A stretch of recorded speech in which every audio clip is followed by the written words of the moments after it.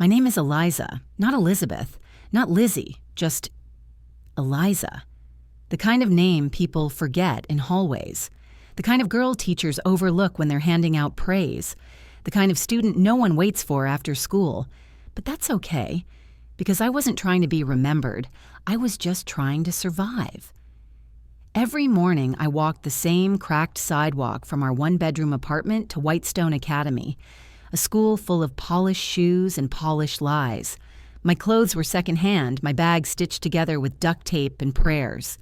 The other girls carried designer handbags and drank lattes their drivers handed them before class. I carried thread and ideas in my pencil pouch. My mother used to say, "You can't choose your birth, but you can design your future." So I did. One stitch at a time. She was a seamstress before arthritis stole the movement in her hands. When I was little, I'd sit next to her as she worked her magic on torn sleeves and worn collars. Her fingers were quick, her eyes sharper than any needle. When she could no longer sew, I picked up the needle. Not out of duty, out of love. And somewhere between mending our neighbor's old jeans and patching my school uniform for the 100th time, I found something strange and beautiful. I loved it. Fabric spoke to me, not with words, but with potential. A torn curtain, a possible evening gown, an old tablecloth, a structured skirt. So when Whitestone announced its annual fashion showcase, I felt something I hadn't in years: hope. The fashion show was a big deal. Each year, senior girls submitted their designs and strutted down the gym-turned runway, while parents and sponsors clapped from folding chairs. The winner got a $5,000 scholarship and a summer internship at Valet Vogue, a high-end fashion house based in New York. But for girls like me, that might as well have been a ticket to the moon. Still, I had an idea, a powerful one. I'd collected scrap fabrics from donation bins and thrift stores, carefully choosing shades of rose, cream, and charcoal. I spent nights sketching, experimenting, sewing by hand under a desk lamp, while Mom snored softly nearby. My design? A tea-length dress made entirely from recycled silks and cotton blends, each panel shaped like a petal, layered for volume. The waist cinched with a hand-braided belt made from leftover lace, and the neckline featured tiny pearls I'd picked from broken jewelry at a thrift store's clearance bin. It wasn't just a dress. It was my story. It was everything I'd ever been told wasn't good enough, transformed into beauty. The day of the preliminary showcase, we were told to bring our dresses to school for preview and registration. Mine was packed in a large canvas bag I'd made from old curtains. As I walked into the dressing room, all conversations stopped. Heads turned, mouths smirked. One girl even snorted. Then I heard the voice that always sliced deeper than others. "Oh my God, is that a laundry bag or your dress carrier?" I didn't have to look. Veronica Harrington. She was tall, blonde, and breathtaking. She had perfect posture, a piercing stare, and a tongue dipped in venom. Her father owned half the strip malls in the county, and her mother was a local fashion icon who'd appeared on morning TV segments titled Style and Status. Veronica strutted over like she owned the floor, her clique trailing behind her like obedient perfume clouds. "You really entered the showcase?" she asked, eyes wide in mock shock. "How brave!" I said nothing, just unzipped the bag slowly and carefully lifted my dress from within. At first, silence, then whispers. Veronica tilted her head. "Wait, is this handmade?" Her fingers touched the skirt, rubbing the layered petals like they were tissue paper. Did you stitch this yourself?" I nodded. She laughed, loud, high-pitched, sharp. "Girls, this is adorable," she said. She made her dress from... what, tablecloths? And that belt, wait, is that lace from a funeral dress? More laughter. One of her friends added, "It smells like an old lady's closet." My cheeks flushed, not with shame, but heat. Not embarrassment, but rage. But I kept my chin up. "I made it from love," I said quietly. Veronica's eyes narrowed. "You mean desperation." She turned back to her friends. "Imagine if she wins and represents our school in rags. Sponsors would think we're running a charity." That was it. I folded the dress back into my bag, biting the inside of my cheek until it nearly bled. When I got home that day, I didn't cry. Not at first. I hung the dress on the back of my door, sat cross-legged on the floor, and just stared at it. So much work, so much care, so much of me. And yet, they didn't see any of it. They saw scraps, a joke, trash. That's when the tears came. I cried because of how small she made me feel, because I had dared to believe, just for a moment, that talent mattered more than money, that dreams didn't have to wear brand names. Mom came in and saw me. She didn't say anything, just looked at the dress, then at me. Then she whispered something I'd never forget. If your dress made her laugh, that means it made her look. And if she looked, she saw something that scared her. I blinked. She saw someone rising, Mom added. And people like that? They don't laugh at weakness. They laugh at threat. That night, I didn't sleep. I rewrote my application form. I double-stitched the hemline. I polished each pearl like it was a diamond. And I made a promise to myself under the same dim desk lamp. One day, I'll be the name on the paycheck, and Veronica will be the one cashing it. The day of the showcase arrived like a storm. The gymnasium at Whitestone Academy had been transformed into a sleek, glowing runway, complete with golden chairs for sponsors, strings of LED lights framing the ceiling, and a makeshift backstage draped in velvet curtains. The air buzzed with perfume, nervous energy, and the synthetic smell of too much hairspray. Backstage, girls fluttered about with their designer garments, adjusting hems and applying last-minute makeup. I sat quietly in the farthest corner, wearing my plain flats with my hands folded on my lap. My dress, pressed, perfected, and full of heart, hung silently beside me on a wire hanger. My stomach turned. But Mom's words from the night before echoed through my mind.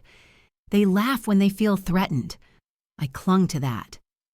10 minutes before the show, the student coordinator walked in holding a clipboard. "Names! Order! Let's go!" As she read out names, the girls lined up in pairs of 2. I was placed just after Veronica. Of course. When it was her turn to walk, Veronica stepped out like she was born for it. The lights adored her. Her silk gown, shimmering and skin-tight, caught every flash of the cameras. Parents clapped. Teachers nodded. Even the sponsors scribbled something with interest. She winked when she reached the end of the runway, then turned with a perfect hair flip. Backstage, she passed me with a smirk. "Try not to trip on your trash bag," she whispered. I didn't flinch. I reached up, pulled my dress from the hanger, and stepped into it. The lights were blinding. The runway, endless. But the moment my foot touched that first step, I forgot the laughter, the whispers, the poverty, the pain. I only remembered every stitch. Every night I'd stayed up shaping the bodice. Every tear I'd cried polishing those pearls. Every heartbeat sewn into every petal. I walked with dignity. Not arrogance, not defiance. Just quiet, steady grace. The gym was silent at first. Then came murmurs. Then came something I never expected. Applause. Not roaring. Not thunderous, but real.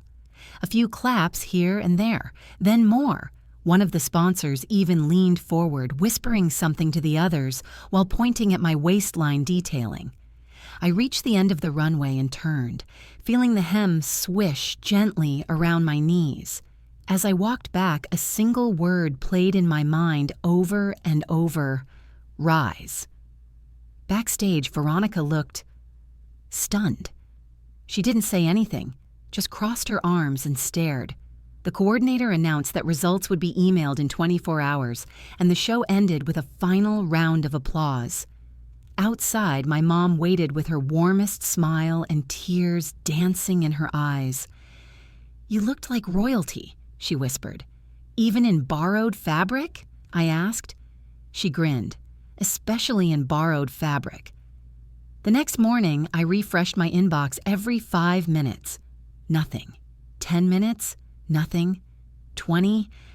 Still nothing. Just when I thought my chest couldn't tighten any further. Ding.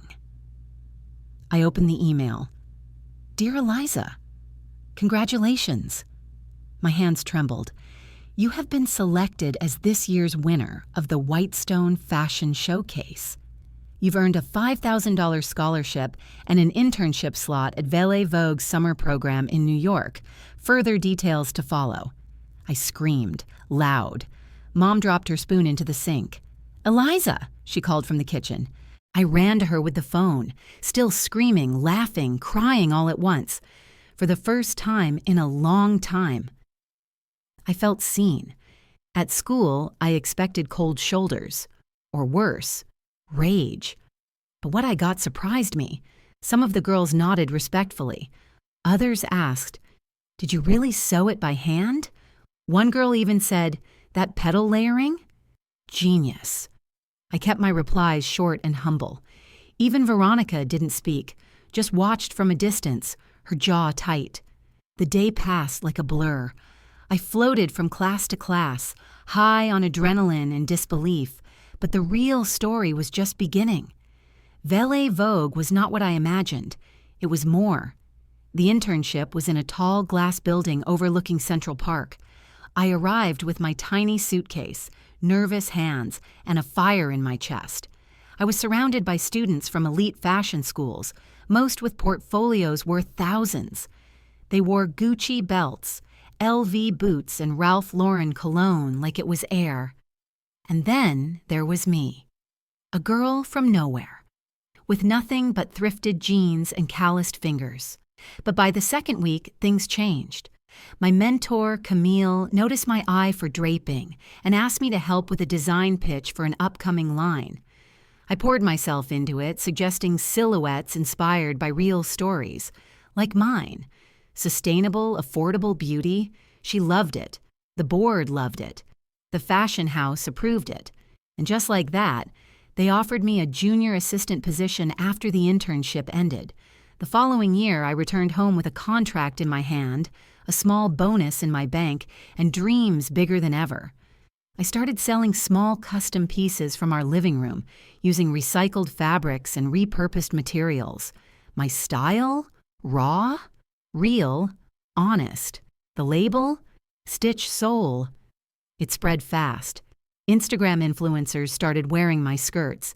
Eco-conscious celebrities reached out for designs. A boutique in town even offered to sell my pieces in-store. Guess which boutique? V House, owned by none other than Veronica's mother. They didn't know I was behind Stitched Soul until I walked in for the signing.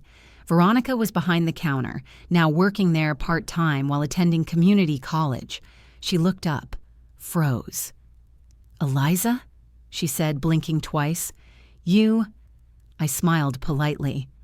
"Hi, I'm the designer of the new brand your mother's been raving about.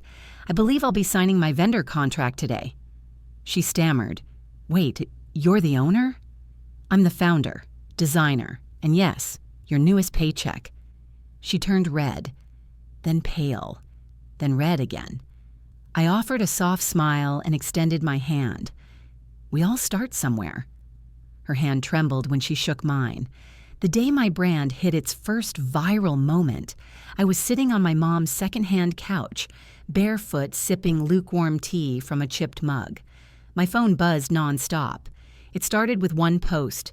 A niche eco-fashion influencer with a loyal 100K following had posted a photo wearing one of my handmade wrap dresses, tagged, "You stitched soul," with the caption, "Wearing this isn't just about style, it's a story. Every thread feels personal, every line whispers love. Shout out to @StitchedSoul for changing the game." That one post turned into hundreds, then thousands. Comments flooded in. "Where can I buy this? This is real fashion, not fast fashion." Finally, a brand that makes me feel human, not hollow. In less than 48 hours, I had over 3,000 orders. My small, handcrafted operation turned into a war room. Mom helped cut patterns. My cousin stitched linings. My best friend handled Instagram DMs and fulfillment. Our living room looked like a tornado of thread and joy. But in the midst of chaos, I felt powerful. Meanwhile, at V House Boutique, Veronica wasn't thrilled.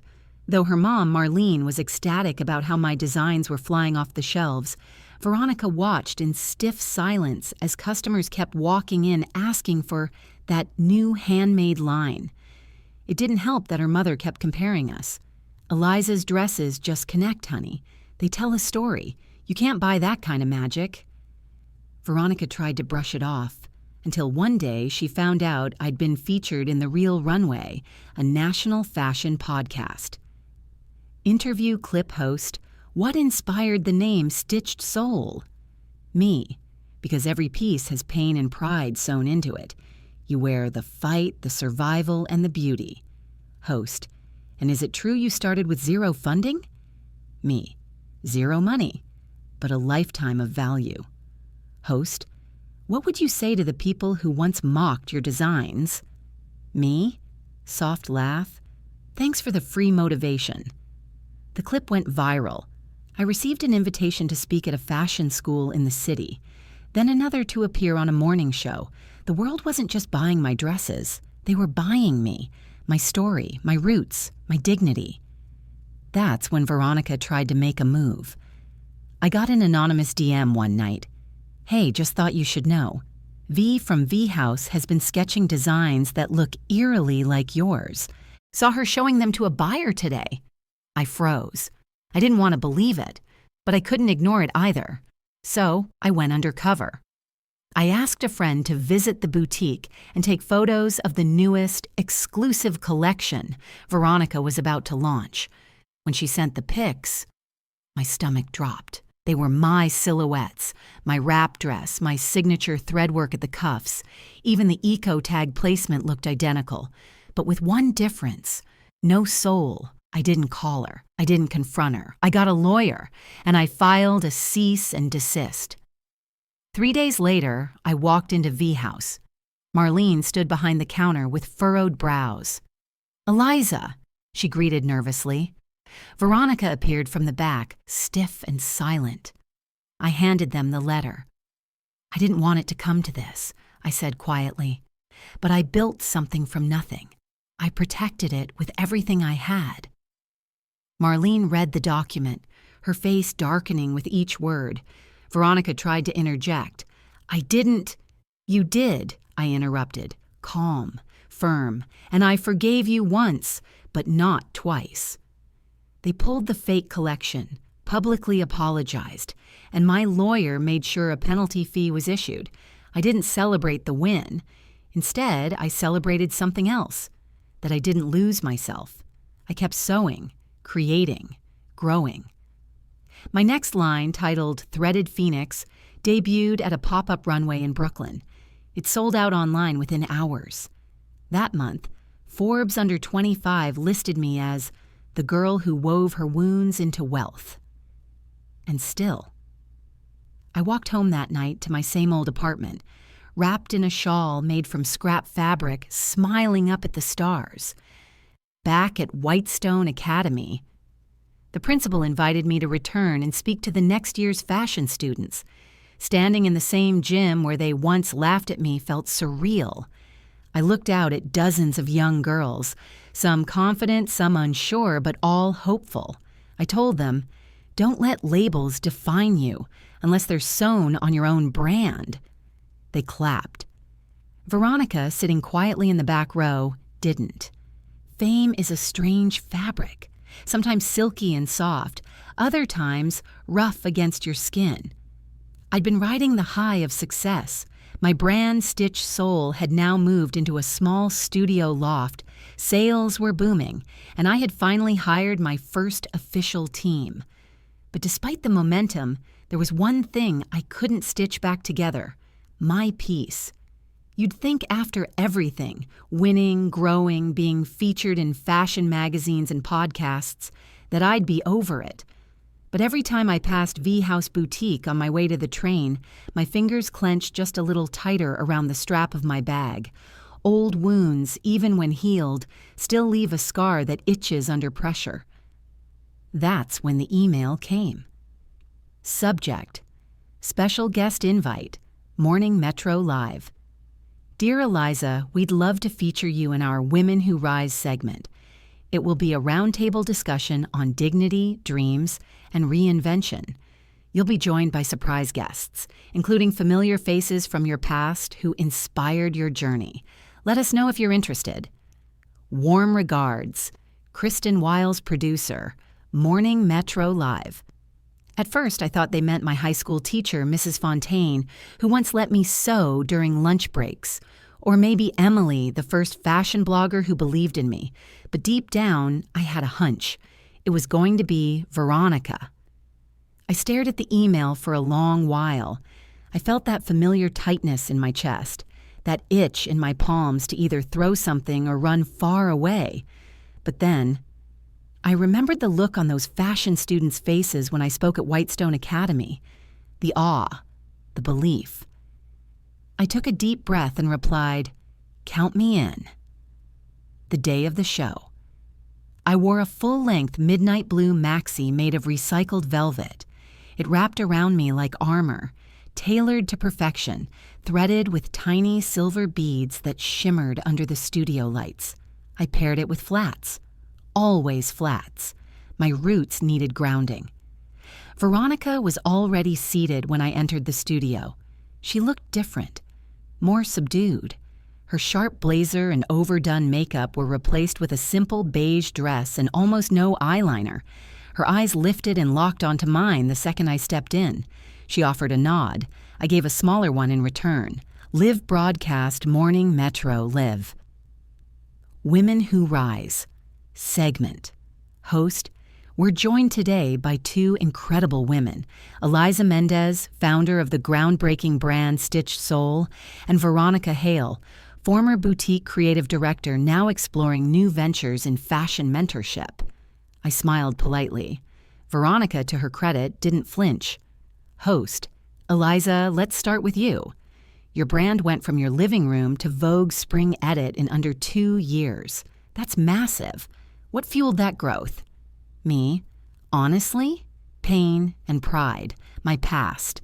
I sewed my story into every piece. People connected with that because we all carry stories we hide. Mine just happened to show on fabric. Host: Veronica, you once, well, let's be honest, mocked Eliza's handmade designs. But here you both are. What's changed? Veronica glanced down, then up. Veronica: I used to think value came from price tags, from trends. But Eliza reminded me, through her work, and yes, even through our difficult past, that value comes from voice. She has one, and I didn't listen then, but I'm listening now. The host raised her brows. I stayed silent for a beat. Then I responded, Me. We all grow at our own pace. What matters is that we do grow, that we learn. And if someone once laughed at your dreams, maybe they just hadn't found their own yet. During the post-show break, while the cameras were off and the crew buzzed around us, Veronica leaned in slightly. "Thank you," she said softly, "for not tearing me down." I didn't smile, but I didn't scowl either. "You did that yourself," I said calmly. "I just stood back and stitched my life together." She gave a nod, this time with a touch of genuine humility. "I'm working on something," she whispered. "Different. Real. Maybe one day you'll look at it and see something worthy." I shrugged lightly. "Maybe," I replied, "but only if I don't see any of my stitches in it." Back at my studio that night, I watched the interview replay online. The comments were supportive, empowering, uplifting. But what stood out the most? A young girl had reposted a clip with the caption, "She didn't destroy her bully, she outgrew her. That's a different kind of win." I cried then, quiet tears, not of sadness, but of finally truly letting go. The glow of success had warmed many parts of my life, but one corner remained cold, unlit, untouched, my father's memory. I had barely spoken about him in public, not in interviews, not even with close friends. There was a quiet pain stitched into that story, a chapter I'd folded and tucked deep into my soul. But after that TV appearance with Veronica, something shifted. It wasn't just closure I felt, it was clarity, as if a layer of fog had lifted, revealing an older path, one I hadn't dared walk down since he passed. One rainy afternoon, I visited my mother's house, the little yellow bungalow on Elmont Street where I grew up. I hadn't been inside in months, not since the brand took off. Life had moved so fast. Mom greeted me at the door, wearing her usual apron and soft smile. "Eliza," she beamed, pulling me in. "You should have told me you were coming. I would have made arroz con leche." I chuckled, brushing rain off my coat. "I'm not here for dessert, Mama. I need something else." She tilted her head. "Do you still have Dad's old box?" I asked. Her smile faltered slightly, but she nodded. "Of course. It's in the attic. Same place it's always been." The attic smelled like old wood and time. Dust floated like memories in the air, shimmering under the single bare bulb. I found the box buried beneath holiday decorations and old photo albums. It was simple, wooden, scratched, and latched with an old brass hook. I opened it slowly. Inside were rolls of faded cloth, a pair of golden embroidery scissors, and a notebook, its cover cracked and corners curled. The label read, "Designs for Eliza, when she's ready." My breath hitched. I sat on the dusty floor and opened it, flipping through page after page of dress sketches. They weren't perfect. Some were rough pencil outlines, others detailed with swatches pinned to the corners. Each one had a small note. "Use lace from Mom's veil." "Make this for her quinceañera." Sleeves, just like the one she drew on the kitchen napkin. "When she believes in herself, she'll make this." Tears blurred my vision. This wasn't just a sketchbook. It was a roadmap, a love letter from my father disguised as designs. My father had been a tailor before he passed away. I remembered him stitching at night, humming softly, adjusting hems with the kind of focus that only comes from deep passion. I didn't know, until that moment, how much of that love he had poured into me. Buried in the back of the box was a sealed envelope with my name written in his unmistakable handwriting. Hands trembling, I opened it. "Eliza, if you're reading this, it means you're finally ready to see yourself the way I always saw you. Brilliant, brave, and full of color. Your hands were made for creating, Mija. Not just clothes, but hope, dignity, identity. There will be people who try to dim your light. Don't let them. Sow even brighter. And when the world asks, 'Who do you think you are?' tell them, 'I am Eliza.' I stitch my name into the world. Love always, Dad." I pressed the letter to my heart. For the first time in years, I didn't just feel strong. I felt anchored. This wasn't about Veronica anymore, or revenge, or even proving myself. It was about honoring a legacy. That night, I took the sketchbook home. I picked one of the designs my father labeled her signature look, and I vowed to make it. Not for the runway, not for the world, but for me. In the days that followed, something in my work shifted. My designs began blending my past with my future, old-world elegance with modern edge. Customers noticed, the media noticed, even luxury buyers noticed. But the most surprising call came from someone I never expected. "Hello?" "Hi, is this Eliza Mendez?" a nervous voice asked. "Yes, speaking." "This is Leora. I work with Veronica Hale now. She started a new initiative to support independent Latina designers. She'd like to invite you to partner on a showcase project and mentor some young girls from underrepresented communities." Silence. I blinked. "That's unexpected," I said honestly. She says your story changed her perspective, the woman replied. She hopes maybe this is your moment to change theirs. I didn't answer right away because I didn't know. Was I ready to mentor? To pass on the needle, the dream? But something in my heart whispered yes. Not because I owed Veronica anything, but because somewhere, a young girl just like me, quiet, mocked, full of imagination, was sketching in a notebook too scared to share. And maybe she needed to hear, "You are Eliza. Stitch your name into the world. Success is a beautiful fabric, shimmering, admired, but sometimes it can itch beneath the surface when not worn with peace." After my father's letter and the sketches he left behind, I started seeing the world and my own heart through a softer lens. But there was still one thread I hadn't untangled, my past neighborhood.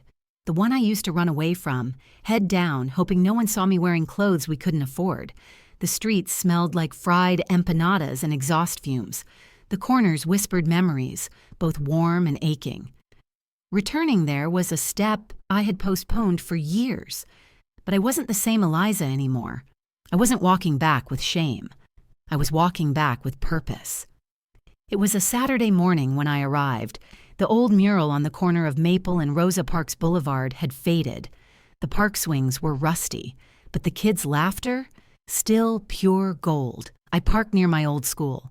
Across the street was a small community center I remembered passing 1,000 times.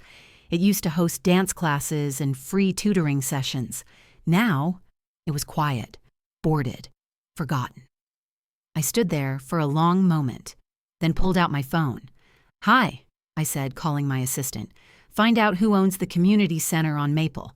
I have an idea."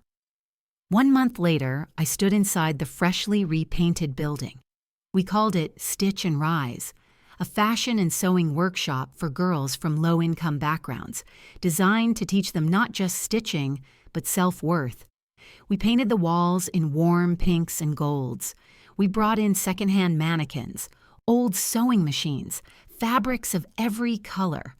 The opening night was electric. Dozens of little girls and teens showed up with curiosity sparkling in their eyes. Some had never even touched a sewing needle. Others came holding notebooks, sketches hidden inside. They reminded me of myself, quiet, anxious, but full of dreams. On our first real workshop day, I taught them how to thread a needle, not just literally, but metaphorically.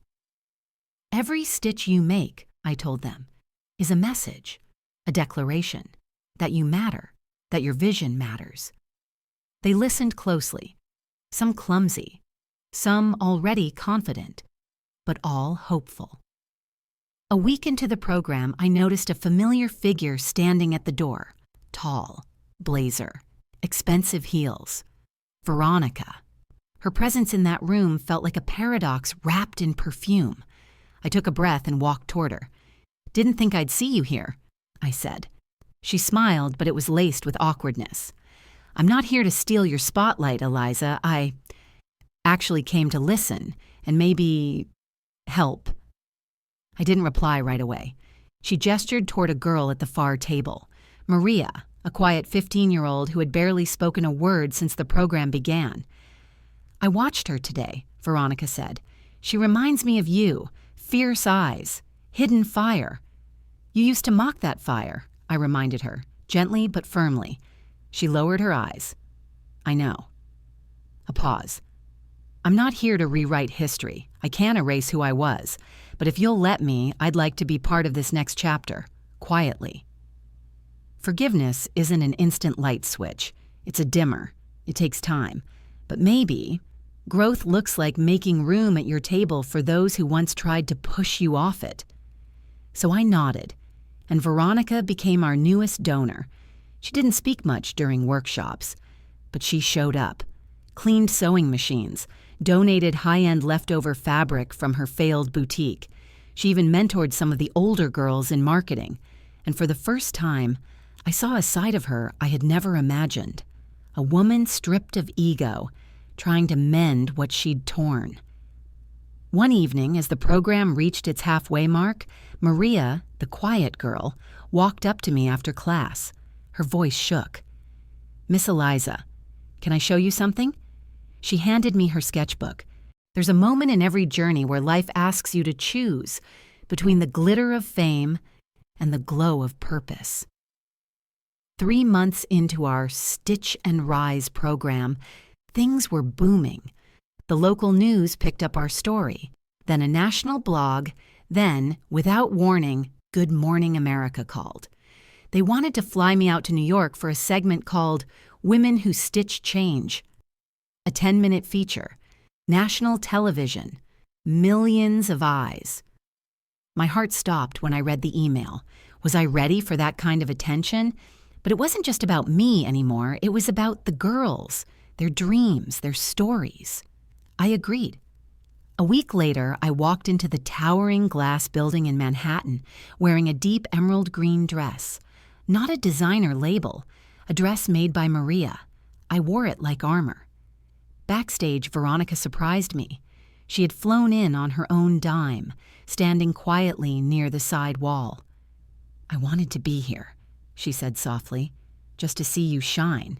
I smiled. "No shade this time?" "Just respect," she replied, "and a lot of pride." The lights flicked on, cameras rolled. I sat on the plush sofa beside the host, a charming woman with sparkling eyes and a voice that filled the room like warm honey. "Welcome, Eliza," she said. "You started your life with nothing, mocked for your clothes, and now you've changed the lives of dozens of girls.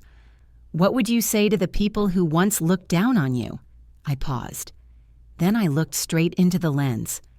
"I'd say thank you." The host raised an eyebrow. "Because they made me tougher. They made me dig deep. They forced me to create a future no one could laugh at. And most importantly, they showed me that you don't need approval to become someone powerful.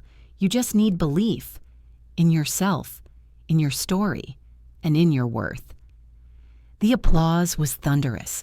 Later that evening, I returned to the hotel room, exhausted but glowing, and there, waiting on the nightstand, was a letter from the boutique owner who had once fired me. It read, "Eliza, I saw you today on national TV. I didn't recognize the girl I used to call a waste of fabric. You are extraordinary. I was wrong. My store has been struggling, and I've lost the passion.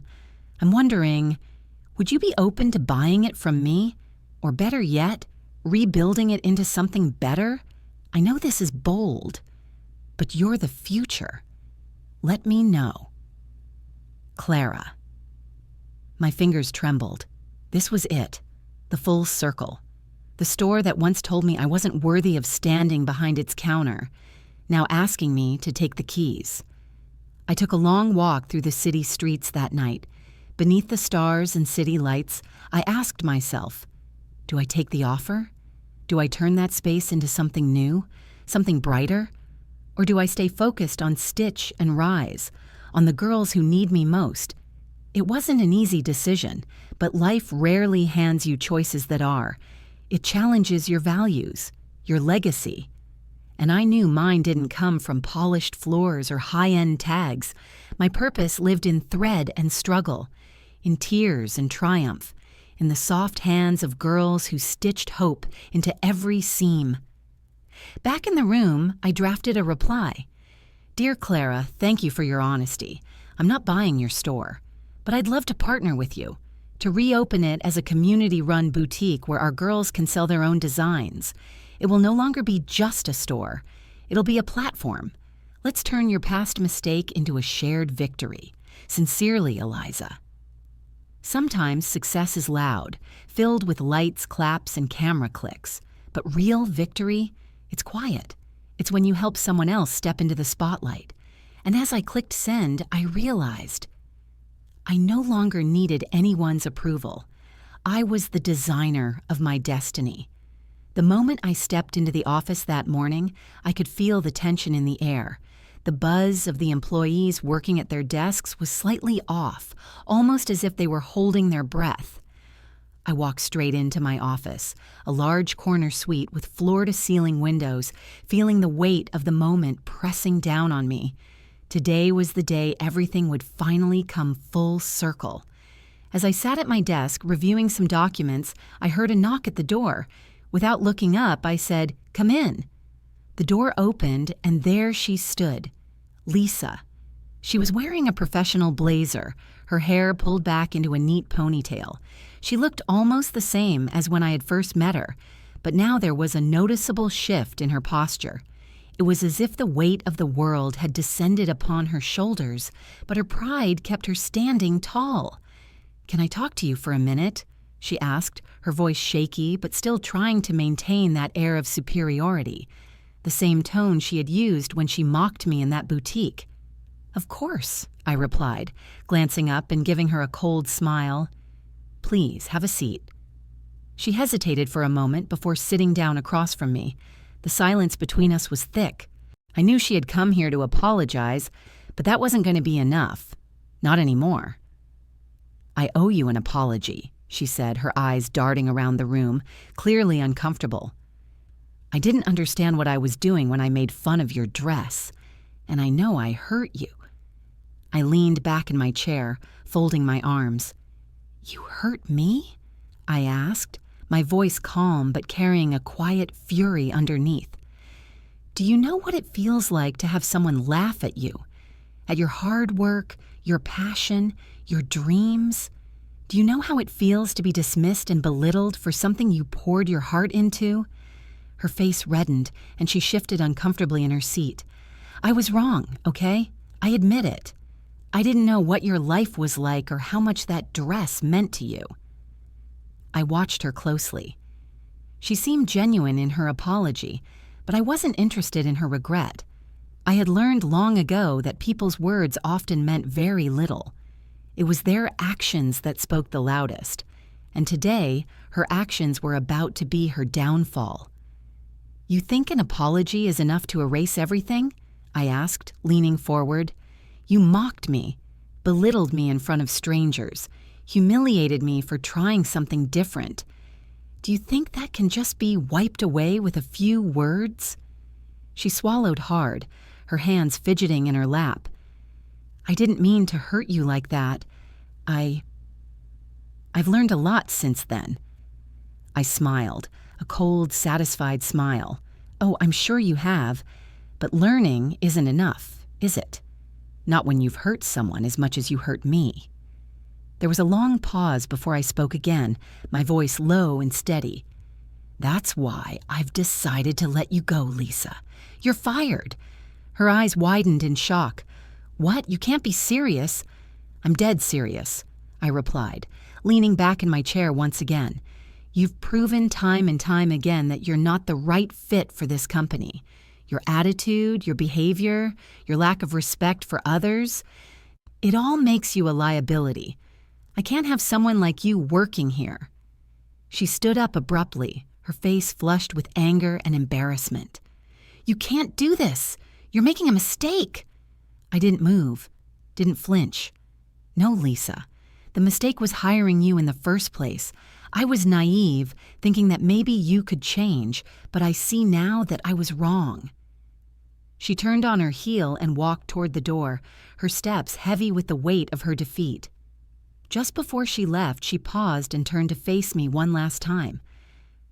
"I guess I deserve this," she muttered, her voice breaking. I never thought you'd come this far." I looked at her one final time, the satisfaction of victory filling every inch of my being. "Believe me, Lisa, you'll never see me the same way again." With that, she left my office, and I sat back in my chair, taking a moment to breathe. This wasn't just about revenge. This was about reclaiming my dignity, about proving that I was more than the cheap laughs and mocking whispers.